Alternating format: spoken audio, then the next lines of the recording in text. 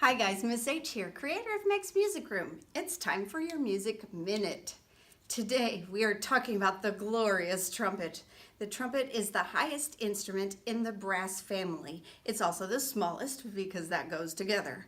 So it is made out of metal. You can see there's the bell. And here is the mouthpiece. You might know that all brass instruments you play by buzzing your lips. So here's how you buzz. You put your lips together and you blow air through it like this. Now you try it. And stop.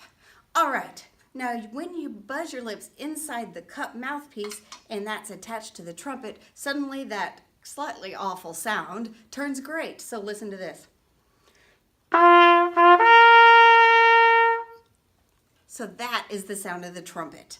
I hope this helps you remember what the trumpet looks like and what it sounds like. Check out my other music minutes. Subscribe to my YouTube channel for updates. Click the links in the description below for my social media sites and for other great resources. And don't forget, Meg's Music Room, a music teacher's best friend. Hey, that was excellent. Thanks for watching.